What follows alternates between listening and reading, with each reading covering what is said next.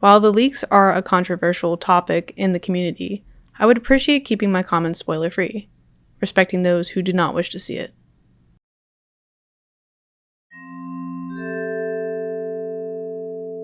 Far into the desert. An ancient mirror reflects a world living in the shadow of Hyrule. A veil of twilight hangs over the descendants of those who committed crimes against the gods. There is no escape from this peaceful place. But then again, the secret cannot be kept out of the light forever. What is the command structure for those wielding power? How did Zant get to the light world? Could the Mirror of Twilight still exist? I am Moxie, and this is Heavy Speculation.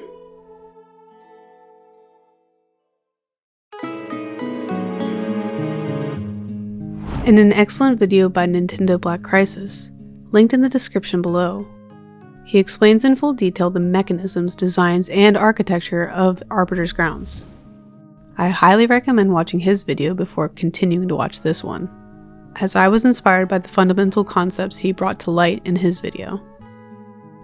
I also recommend watching my theory about the blessing and the curse of magic, linked right now in the upper right hand corner. Both of these videos will help establish a better understanding of the concepts covered in this theory. With that being said, the following theories will definitely be more crackpot. As per the title of the series, sometimes there won't be a ton of evidence. However, I feel like the Zelda community needs more speculation to add to the conversations around these games. If you like Zelda lore, consider subscribing to the channel. It's free and it helps a ton. Let's jump right in.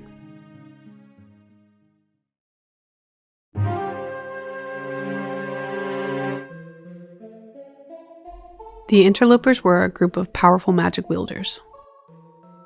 They attempted to establish control over the sacred realm. The goddesses ordered the light spirits to banish the interlopers. Arbiter's grounds is where the banishment took place. Quote, "The Gerudo have left the kingdom of Hyrule after losing their leader Ganondorf. Within the desert now stands an execution ground, governed by the kingdom." Something that is not well established in the Zelda canon is the hierarchy of power. According to a post from a now deleted Reddit account, the order could go something like this. The golden goddesses would be the highest power. Hylia would come next. Then, the dragons, the 4 giants, and the light spirits. Important officials reporting to both Hylia and the goddesses directly. The sages would be the next level. The titty chickens should be considered in the hierarchy as the architects of the goddesses, making physical structures by their order. I imagine the goddesses can make orders at any level. There is evidence of this considering the goddesses directly ordered the light spirits to intervene. The goddesses also gave the sages a direct order to guard the Mirror of Twilight since ancient times.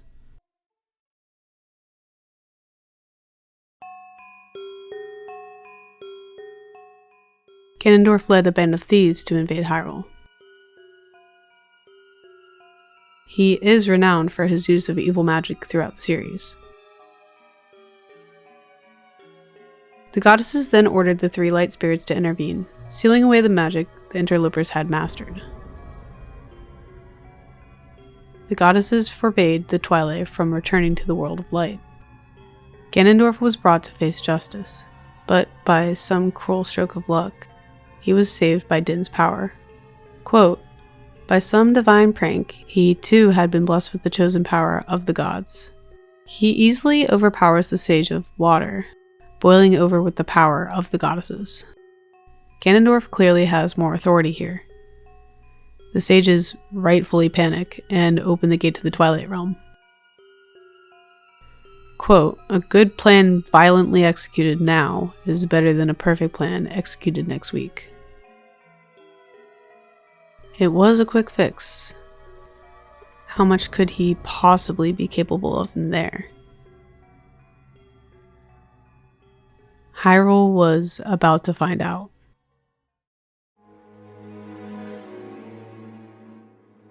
A very sad Twilight pouts about not getting their throne.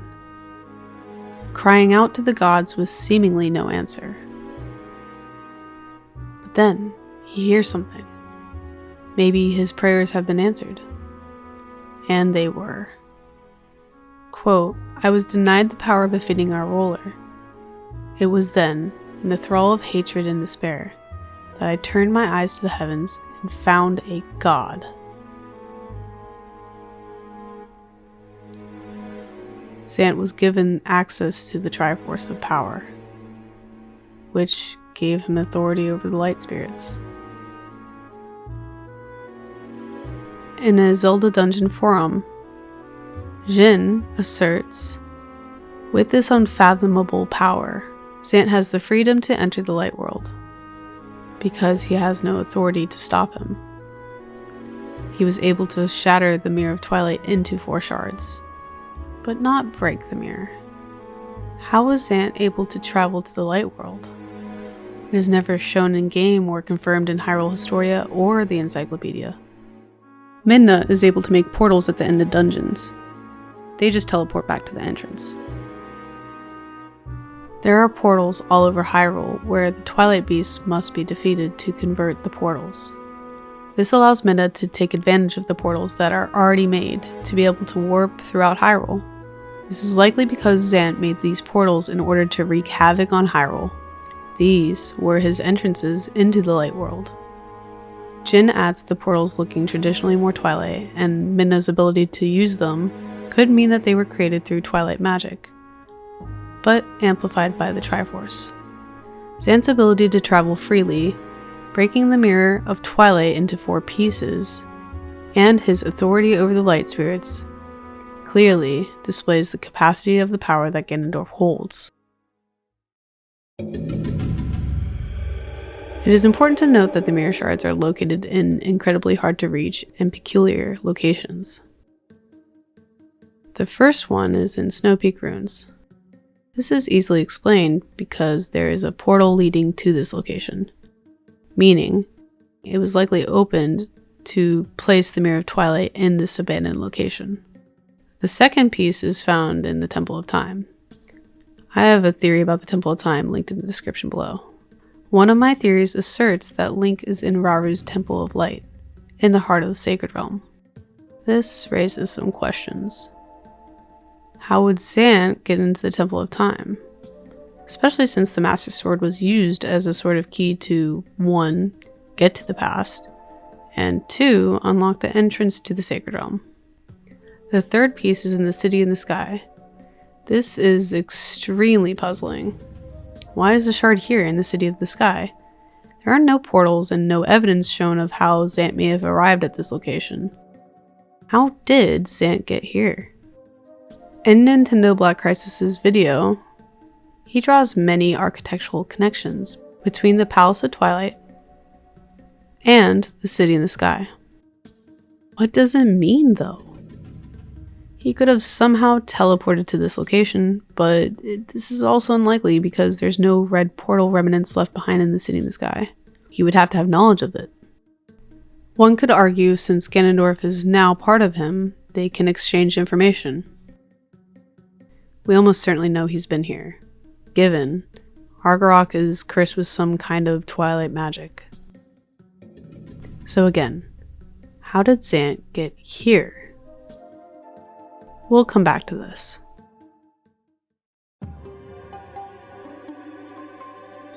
Quote, "Though the goddesses forbade us to return to the world of light, they left one link between light and darkness." 2 serpents appear on the back of the Mirror of Twilight. On a lot of the artwork, there are 2 serpent-like carvings on the doors in the logo. There is a Triforce engraved on it as well. The heads of the serpents are facing outward, as if guarding the Triforce.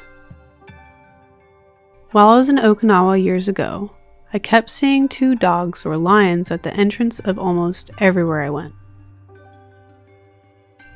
They were at the end of driveways, in restaurants, and almost every storefront or place of business. Little statues would be placed above doorways. They are called Shisa. They are a very common and distinctive trait of the culture of Okinawa Islands, according to Kenpai Japan's website. One closed-mouthed female is supposed to keep the good spirits in, and one open-mouthed male is supposed to scare the evil spirits away. This is something worth mentioning, as it could be a way for the Zonai to denote locations in Hyrule for keeping in good spirits or scaring away bad spirits.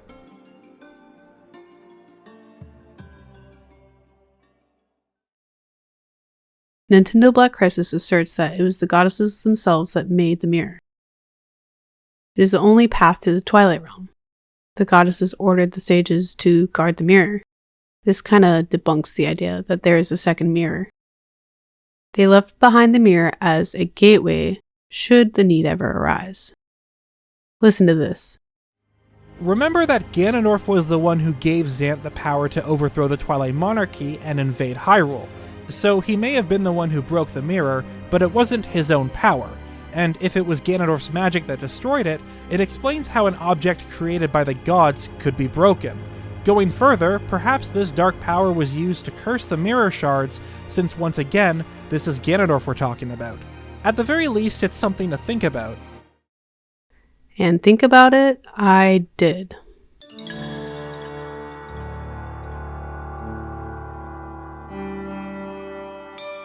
In my theory about magic in Hyrule, I propose that Ganondorf wished for ultimate power, and that all the red energy belongs to him from this point on in the series. If Ganondorf has ultimate power, this explains so much. It explains how he gave Zant the power to shatter the mirror made by the goddesses. It gives him the freedom to travel back in time, enter the sacred realm, and get to the city in the sky without a portal. Ultimate power. Zant can do whatever he wants, and he does.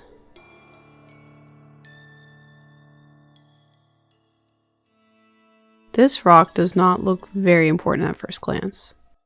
When the Mirror of Twilight shines on it, a white design illuminates the stone. This is reminiscent of the Gate of Time for a few reasons. When activating the Gate of Time, it lights up white. This is because Link uses the Force stored within the Master Sword. One of the conclusions I came to was that Force is light itself, and is the most powerful of all the energies. This energy is what gives Link the power to deliver the Skyward Strike, and is also one of the things that makes the Master Sword so powerful. If the mirror was made by all three goddesses, then the gate to the Twilight Realm would run on Force energy. The second reason why the Mirror of Twilight is reminiscent of the Gate of Time is the way the portals look when activated. They both are receding tunnels composed of layered circles. They both bear a Triforce at the center of the portal. While they are obviously very different, both are divine in nature. Everything with association to the goddesses is fueled by Force.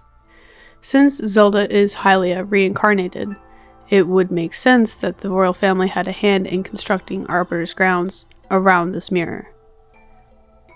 Nintendo Black Crisis' idea of the mirror being moved later cannot be discounted. With the help of the Oka, this place was likely constructed for courtroom proceedings. The Scimitar of Twilight also has the same elaborate embellishments on the sword, which have a striking resemblance to the engravings on the back of the Mirror of Twilight. It also glows with this bluish-white color. The design in the center is reminiscent of the Sky era. In Skyward Sword, Link must complete the trials given by the goddesses. The way he appears in the realm, as well as the circle at the entrance of the trial, are both bluish-white. Another object worth mentioning is what Link uses to seal away demise.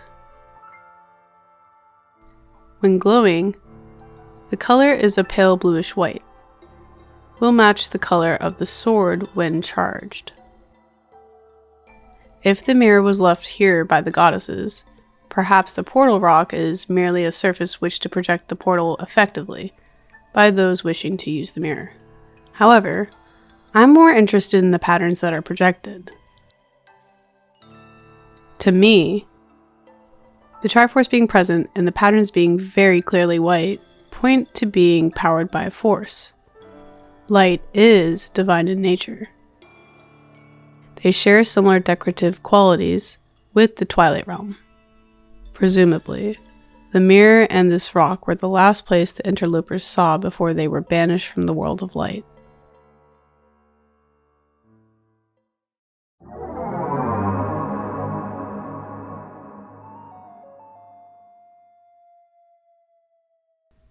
The Twilight Realm is a domain of shadows inhabited by the descendants of interlopers, who were banished for trying to establish control over the Sacred Realm. Link is only able to explore a small amount of the Twilight Realm, with more floating rocks off in the distance. The Twilight have distinctive patterns on their chests, signifying clans. They also rarely speak and prefer to primarily communicate with other Twilight. This is all speculation. However, I imagine the Palace of Twilight being either a place of worship or a capital building where the Twilight convene. It is likely the latter, since there are only a select few who appear at the palace. Quote, though they lost their most powerful magic abilities, the Twilight still possess some magical power, and the strongest of them can even teleport. The clan leaders likely have the ability to teleport to the palace, to participate in council meetings. There is evidence to support this as well, given Zant was not chosen to rule the realm, and Midna was. This was likely by the vote of a council, but the idea that a monarch decides cannot be dismissed either. Quote, they maintain a monarchy much like those in Hyrule, and their leaders are those generally with the strongest magical power. Their strongest leader is chosen, and the fused shadow is passed down to them. Quote, the ancient magic of the Twilight is sealed within the magic stone known as the fused shadow. After it is divided by the light spirits, 3 pieces are placed under the care of Faron, Eldon, and Lineru. Together, the pieces take the shape of a face and grant extraordinary power. This magic is dangerous, and the sorcerers wielding it nearly succeeded in their efforts to establish dominion over the Sacred Realm. All the soul energy has been smothered out of Hyrule out of fear. The collective magic of the Twilight sealed in one place. The Twilight culture was likely framed around a yearning for the light world and acceptance of where they're at. I speculate much of their architecture and design is based on what they remember from the Mirror Chamber, as this is a significant event for the formation of their entire culture. The crest of the Twilight also seems to look like a symbol for the mirror. This supports the claim that their culture is built around their shared trauma. The Twilight are trapped behind a one-way door that only opens to seal away more people. It's a sad but peaceful existence. Zant's plight seems more reasonable given the understanding of the history of his ancestors. Allowing the Twilight back into the light world could be a risk, as they may have a grudge against their captors. It is possible that there is a second mirror. There are so few other possibilities. If the Oga had a hand in constructing Arbiter's grounds, and possibly the Mirror of Twilight, then they could have made more than one. There is evidence of this in Four Swords Adventures. This takes place in the same timeline. Quote, long ago, a dark tribe invaded Hyrule. They were defeated and imprisoned within the mirror. The tribe's mirror prison was then secreted away, hidden in the forest temple to sever its connection to the world. Sounds too coincidental, and way too familiar. This place is literally in the clouds.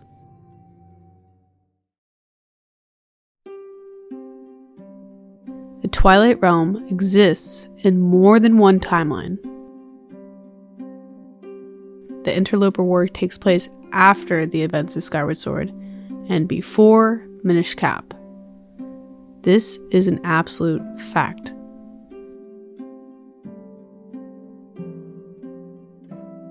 This was brought to my attention while watching the Zonai documentary by Nintendo Black Crisis, which will be linked in the description below. Since there is no confirmed placement on the timeline, this could explain why Zelda mentions Twilight when speaking to the champions. There are 2 other timelines where the mirror still exists, and there is evidence in Breath of the Wild. This structure on the beach is only readable by one person that we know of. This text has not even been deciphered by any theorists simply because there's not enough information. My belief is the existence of this statue is meant as a representation of a way to pass down the lore of the interlopers. This immediately caught the attention of so many Zelda veterans because it was meant to remind the players of the Mirror of Twilight. There is no way that they were able to track down everyone with this magic. Some people probably swore secrecy to protect themselves or their family. The village would want a way to feel connected to their ancestors, and may have constructed a mirror-like structure based on the legend and scattered them to teach the younger members of the tribe their history. Over time, the teachings may have been lost. The Shika have also been outcasts of Hyrule. They are devoted to the royal family. Some of the magic the Shika used to preserve themselves may have been soul energy. We know that they've experimented with it before. Also consider they may feel some obligation to bring truth to light, leading Link to discover this place. If this were true, then the Shika may possess some magical abilities. You didn't think I was done, did you?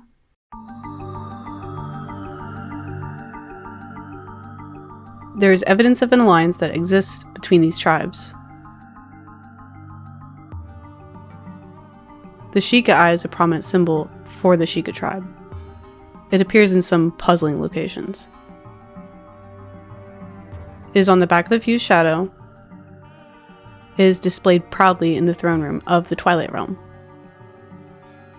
Zelda or Hylia herself may be in on it too, since the Twilight robe features the symbol.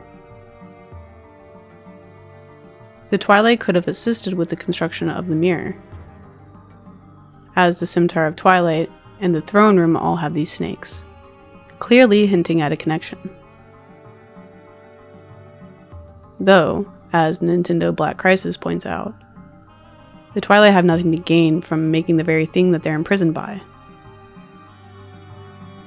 It is possible the Twilight assisted in the construction of the Gate of Time, though. The only possible evidence for this claim is the green energy in the Gate of Time. Or so I thought. Upon recording this cutscene, Charlie, my partner, spotted this on Midna's royal garments. Does that bitch have a Gate of Time on her dress? The Gate of Time. Hidden in plain sight. All of this green energy is connected somehow. I know it. This rabbit hole goes so deep.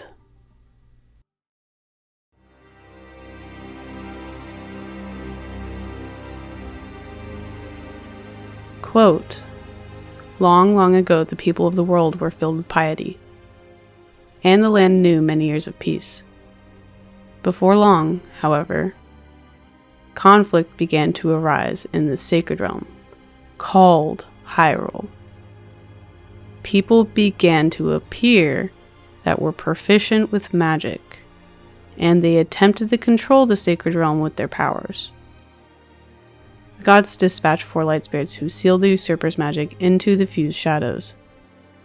Then, they banish the offenders to the Twilight Realm using the Mirror of Twilight, so that way they could never be able to return to the light world.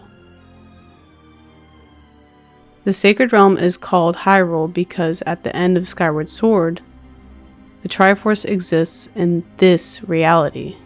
Where did the Triforce come from?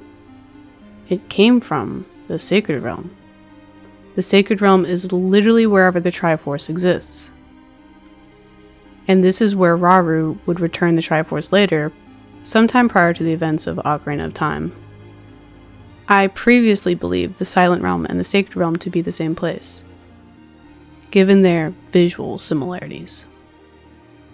These people who appeared who were proficient with magic may have appeared from the Silent Realm.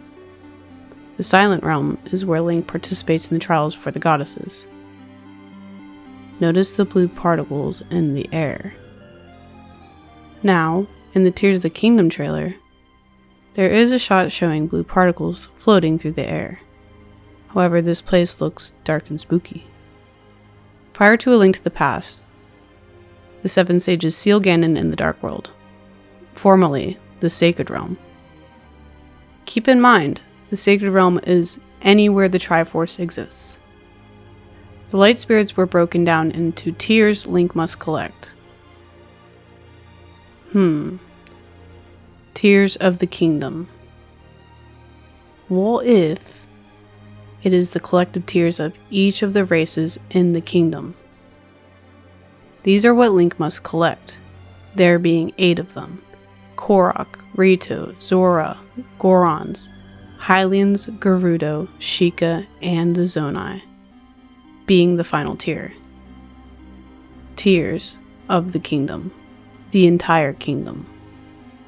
Quote, Ganondorf was sent to the Twilight Realm. There, the Demon King granted the ambitious Zant magical powers and began plotting to unite the Light World and the Twilight Realm into a single world known as the Dark World. I believe there is a strong possibility there will be a Dark World in Tears of the Kingdom, given these hints in the trailer. Something to be mentioned in my research is that Midna is able to shatter the Mirror of Twilight.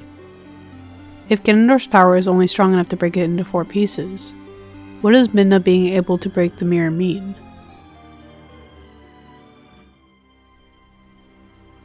I could be wrong about all of this. There could be truth in some, if not all of this evidence. Who really knows? These are all legends anyway, right? That means the lore is all up for grabs. Loosen up out there. I might get some details wrong. I have a lot of people helping me do my research. Looking at you, Javier. I only say these things to encourage our community and our many other favorite creators to really speculate. Together, this rabbit hole could go a whole lot deeper.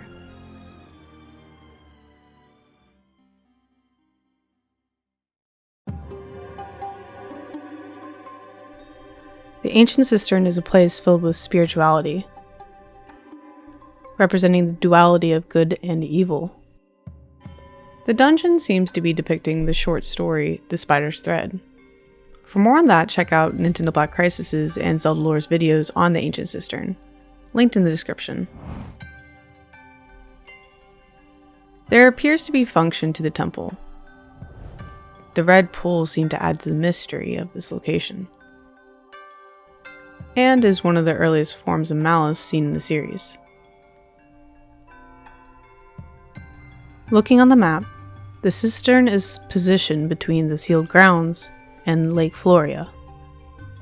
Keep in mind the sealed grounds is where the earth cracked wide and Demise's minions murdered and burnt down cities. Pools of malice likely seep out from the sealed grounds.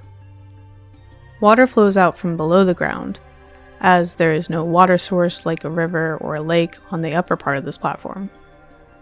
A water purification system was built. This could be a location Zora kept secret, as they are historically in charge of Hyrule's water sources. It would be interesting to see a return of this location, possibly to purify Hyrule's water sources, since a more abundant amount of malice is visible in the new footage.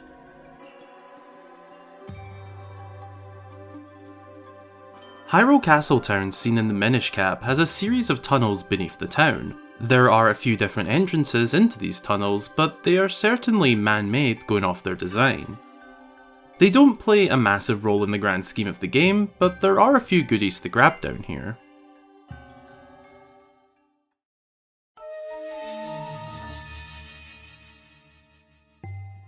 Another location in this game worth exploring is the ancient mining facility.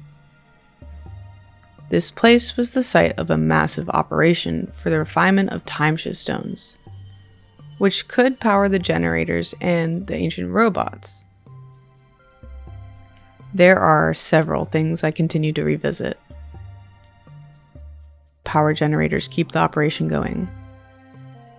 They are found in the main area of Lanayru, and within the sand ship. The facility has Hylian writing, which is easily translated. This large screen tells a story. The belt conveyor system has a server that is likely powered by the generator.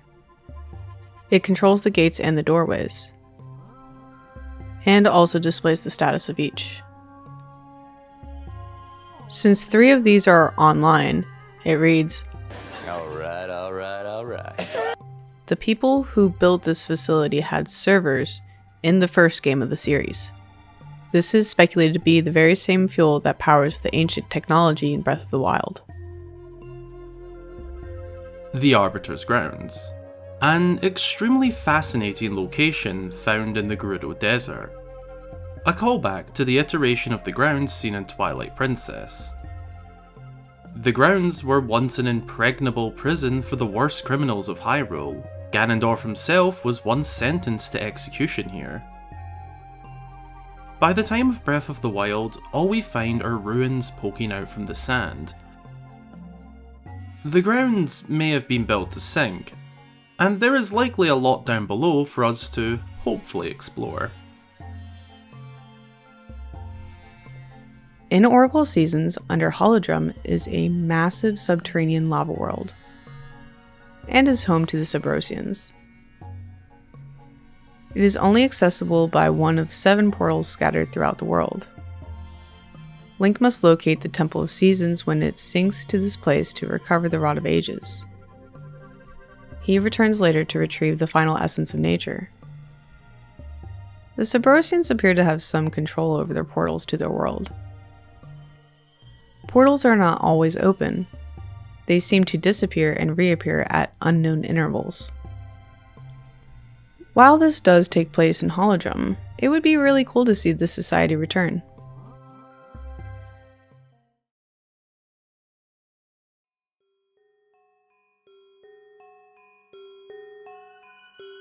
The horrifying history of the royal family of Hyrule is seen in the Shadow Temple in Ocarina of Time. Accessible via an entrance at the back of Kakariko Graveyard, this location is truly chilling. It's an underground torture dungeon to say it outright. It's a location that the royal family of Hyrule tried their best to hide and possibly still are.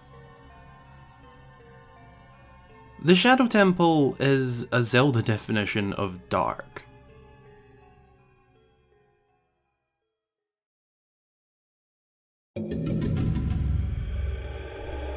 One of the locations that could reappear is the Sky Keep. This location was part of the Temple of Hylia, and was lifted in the sky with a massive land when Demise appeared. Using the Triforce, Demise was eradicated.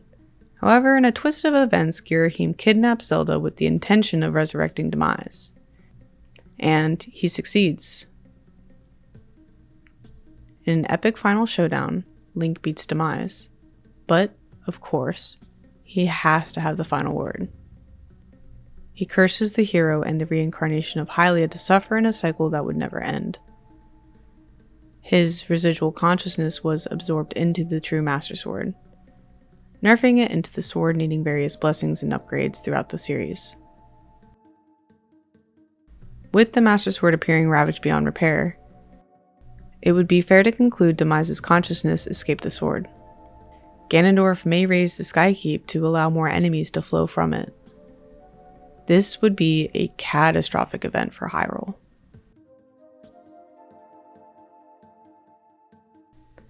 At the end of Skyward Sword, the sky and this floating rock is all that is known. No one is really aware of the surface.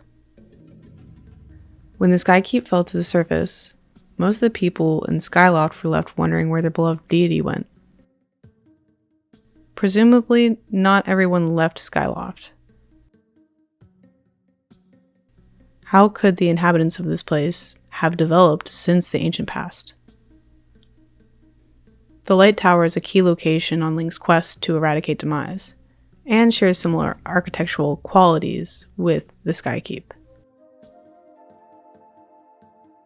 The Thunderhead in Skyward Sword is a massive storm cloud found in the sky. Surrounded by several tornadoes and strong winds, it is an intimidating sight whilst flying by.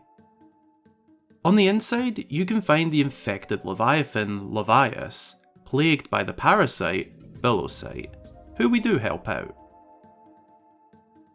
Levias watches over the sky.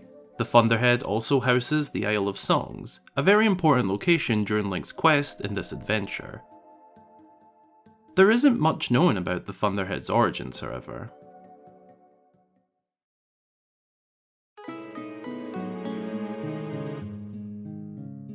The Leviathan are a massive whale-like creature inhabiting the sky. There are 3 that are known of in the series: Levias, the Windfish, and the Ocean King. Dreams mimic reality. Anthony Smith suggested in one of my comments that the Windfish visited locations that make up Koholint Island, with Catfish Maw representing the outside of the ancient Cistern, or, possibly, the Great Bay Temple.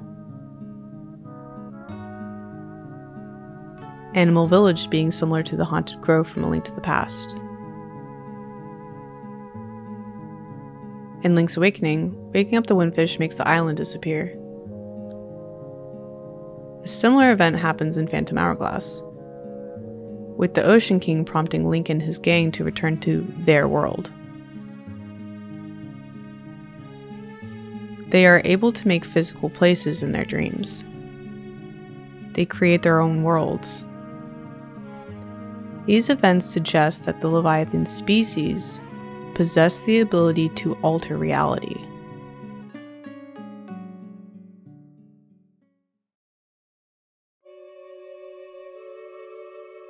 The City in the Sky is an advanced location seen in Twilight Princess. It is the home of the Oka tribe and flourishes thanks to their advanced technology. It's unlike anything else seen across the game, running on highly powerful propellers that keep the city up in the air, and it's filled with lots of key lore. For example, the Oka handing down the Dominion Rod when they still had contact with the royal family of Hyrule. They also left the ancient Skybook, said to be given only to the messenger to the heavens. The Palace of Winds is a vast set of floating buildings above Hyrule's surface, and is used as Vati's base of operations in Four Swords. This wasn't always the case. In Minish Cap, the palace is guarded by the Wind Tribe, for the purpose of guarding the wind element. It's worth noting that the Palace of Winds has a similar design and architecture to the new footage from Tears of the Kingdom. Many other channels have covered this idea, including Super Zelda Girl. There will be a link in the description below. One of the more important points made was that the spiral symbol the Zonai use is a symbol for the wind and the Wind Tribe. The Fortress of Winds is another location connected to the tribe. The Triforce and the spirals are details carved into the pillars and arches.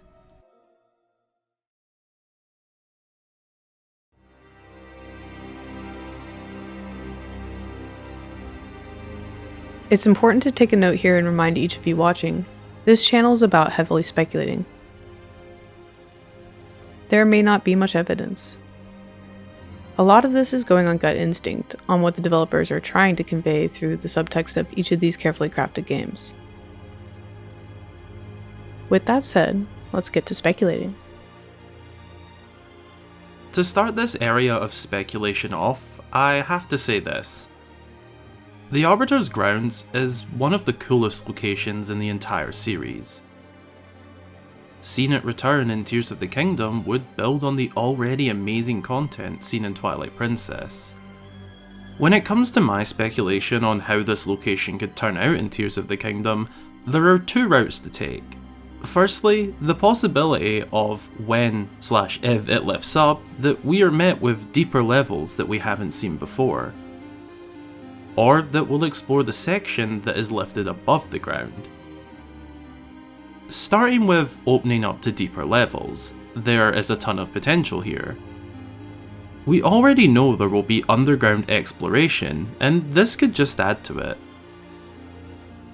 What we saw in Twilight Princess was already a very in-depth prison. With lower levels on the cards, there could be some very dark secrets down here.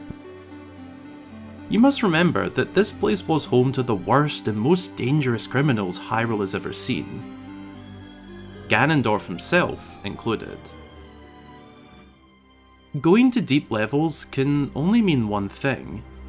Even more dangerous threats that were so threatening to the kingdom, they had to be kept this deep down. That would make for a very cool dungeon to explore, or even just a location to explore. A must, if that is the case, would be a recreation of the Star-Lord fight. This battle was one of the best in the series, and seeing something like it in this newer art style would be insanely cool. As for the other route, what if we were to explore in Arbiter's Grounds, but in the sky? Well, this would take the cake. An older in-the-ground dungeon, now lifted to the heavens above. This is a very real possibility, and the speculation here is crazy, but bear with me. The way I could see this happening as it lifts up, it takes on a completely different layout. Different parts in different places, blocks and rooms rearranged. A very much returning, but completely different looking location. This would serve as a sky dungeon / challenge that Link needs to take on, and I speculate that it would have a heavy tie into Ganondorf. Whether that be information regarding him in this adventure, or it be him influencing this location. For all we know, the reason it lifts could be his doing in an attempt to salvage the remains of the Mirror of Twilight, to boost his effects in turning the world into a land of darkness.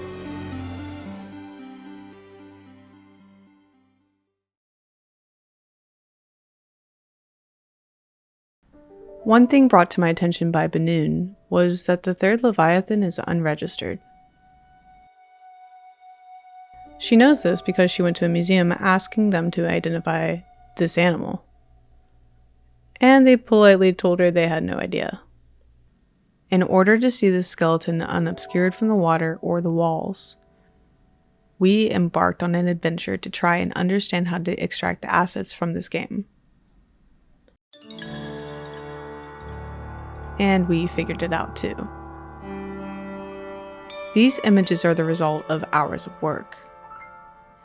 At first glance, it doesn't seem to reveal any new information. Then again, it does appear to share some notable characteristics with the Dodongo. Notice the shape of the skull. There's a horn protruding out of the middle of the back of the head. Compared to the other remains found in Breath of the Wild, this skeleton seems to lack mobility in the neck. Note the range of motion available to these skeletons compared to this one. This creature likely couldn't turn their head, just looks slightly up and down, sort of like a Dodongo. They share a similar shape and structure. However, there appears to be fins as opposed to claws.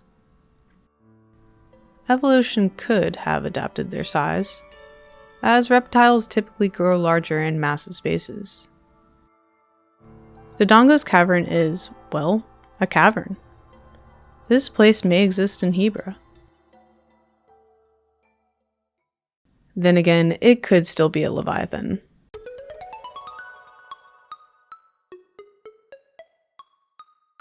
One of the many places featured for Tears of the Kingdom has been the swirling storm over Hebra.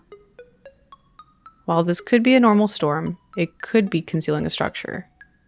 To me, it peeks out in moments where the lightning strikes. However, later on in the trailer, it is all but confirmed there is a structure above this location. It is curious given the amount of Zonai structures appearing to be the very same structures that are lifted in the sky. These doors always puzzled me. Why are there just doors? The closest Zonai location to this location is North Lome Labyrinth, so why here? The Zonai could have felt a responsibility to preserve the remains of this being, considering their high regard for animals and deities alike. The use of the Timeshift Stones were able to rehabilitate Lineru in Skyward Sword. This could be the very reason this area was protected. Link had to knock down the doors to enter the shrine. The Zonai may have convened with this being, much like how Link meets with Jaboon in Ocarina of Time. This could be what stirs up the storm in Hebra, just like how Levias had resided in Thunderhead.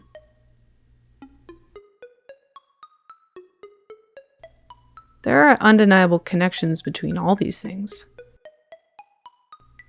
and opens the doors to a realm of possibilities, such as a quest for the Triforce involving the Leviathan. I imagine these doors are connected to a massive underground structure. This is what I believe is hovering above Hebra, shown toward the end of the trailer.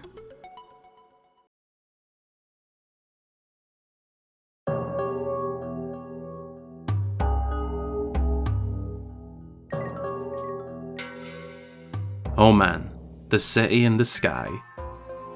This is a location that I have a lot to say about. Not only is a full-on floating city high in the sky incredibly cool, it also holds a ton of golden lore in the series. In Twilight Princess, we learned a lot from this one place alone. It has an integral part in Hyrule's history in regards to the Oka and their advanced technology, some of which was gifted to Hyrule.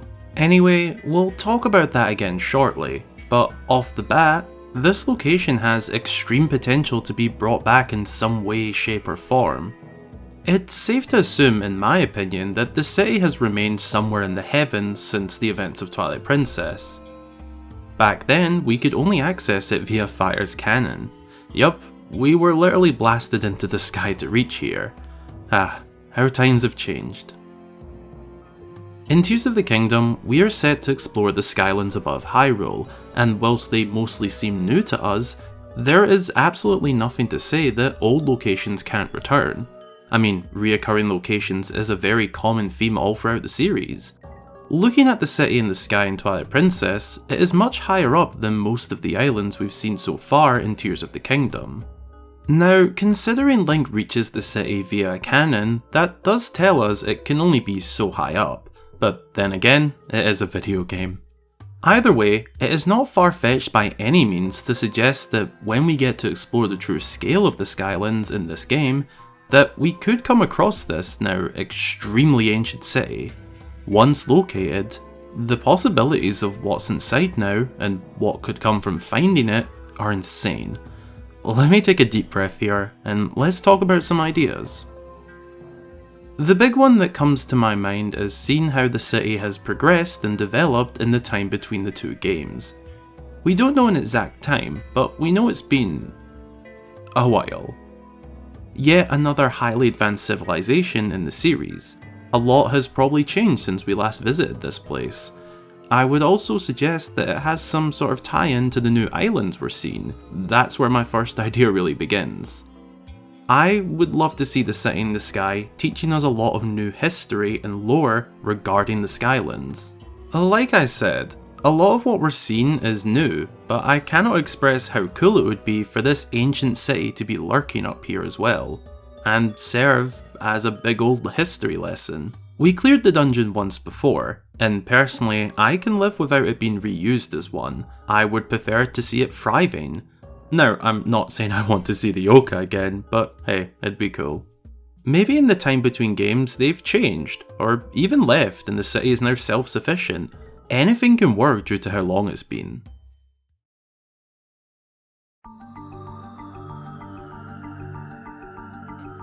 The titty chickens are somehow the masters of engineering, despite their lack of arms.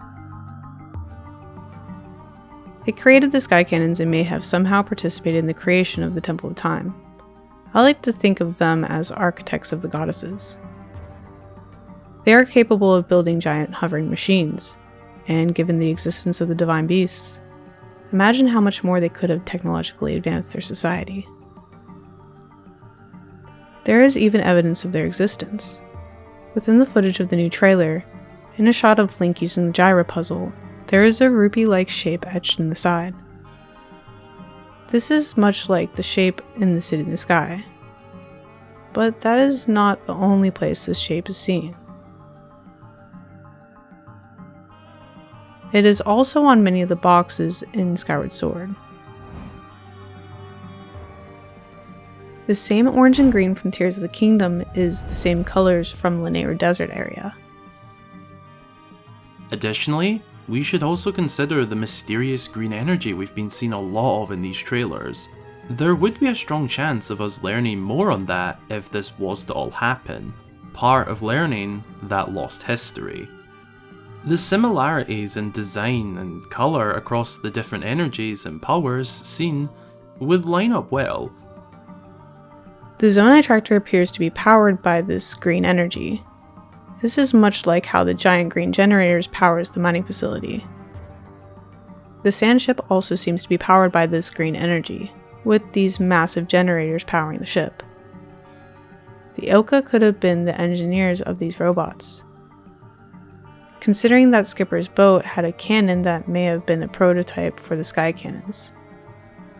If the Oka were assisting Hylia with the building of the mining facility, and Skyloft was lifted in the sky, the Oka would want a way to get back to the sky.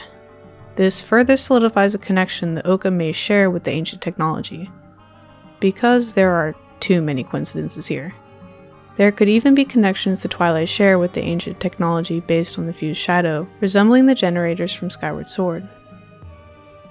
A second idea that I sort of brushed past is the undeniable possibility of it being a dungeon once again. Whilst it wouldn't be my preference, I certainly wouldn't be unhappy if this was the case. I mean, how can one say that a floating sky dungeon isn't cool? You know what? It would be pretty damn cool, in a similar way to how exploring the Arbiter's grounds again would be. There'd be a chilling feeling of what was once here. In this case, in this idea, perhaps the city didn't prosper and develop as I previously speculated it could have. Looking at it from this perspective, we could see the city in ruin, far from what it was back in the day. A lost city, if you will. Taken over by new airborne threats that we'll need to battle our way past in order to learn what happened. This would be a complete curveball to discover in the sky, as what we've seen so far up here appears very elegant. Finding a ruined city in the sky would send chills down your spine. I'm getting very creative now, but just imagine exploring the higher up areas of the sky and entering a storm. After failing to navigate through it, you're swept by the wind into the vanity of the ancient and now ruined city in the sky. A new take on a former dungeon. After all, this is a lot of heavy speculation and some of my crazy ideas. You never know. We'll just have to wait and see.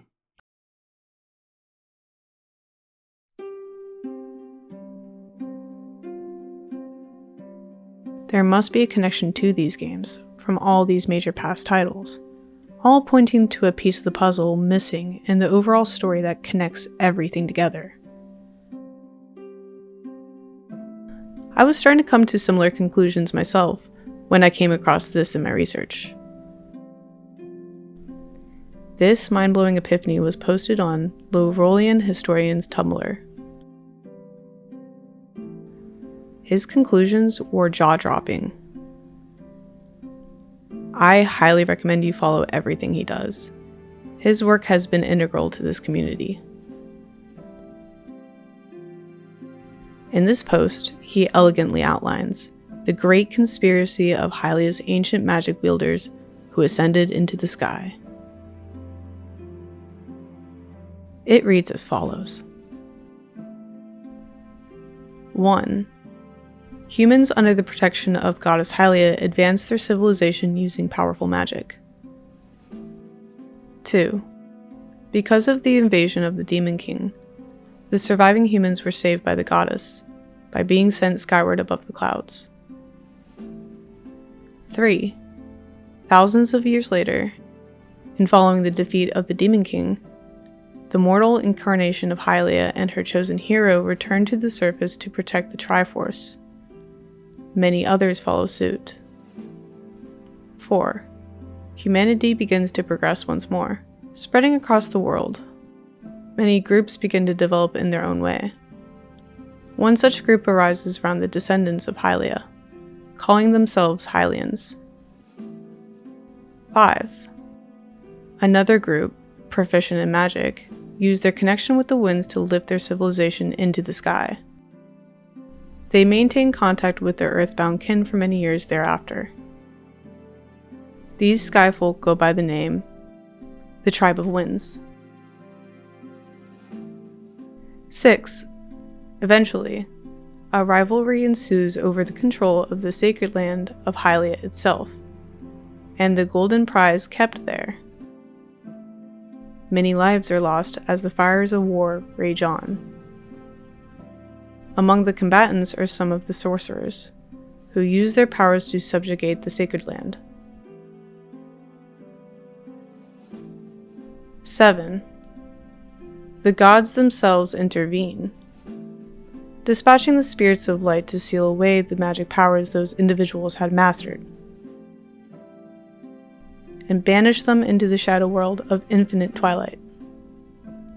These poor souls transform under the endless golden half-light into the twilight race. 8. The remaining sky dwellers lose contact with the surface world over the intervening years, essentially disappearing from the historical world. The remnants of their ancient civilization, sophisticated and numerous, become a mystery to the people of Hyrule.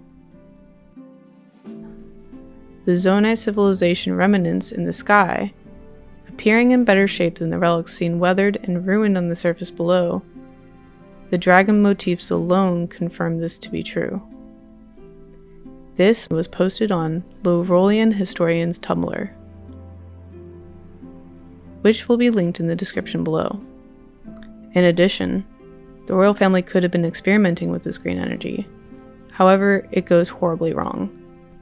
They decided to cover their tracks, burying the evidence under Kakariko Village. One last structure worth mentioning is the goddess statue. The Forgotten Temple appears to be disassembled in a spiral-like shape leading up to Hylia. One of my favorite theories I have ever done is the Forgotten Temple. It went live hours before Nintendo Direct was announced. Please take some time whenever you have it and give it a watch. I promise the theory will surprise you.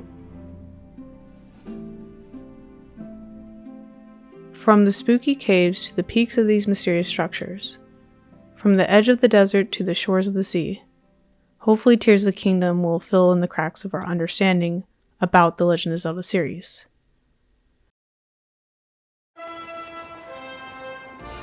A huge thank you to Hyrule Gamer for joining us in this very special episode of Heavy Speculation.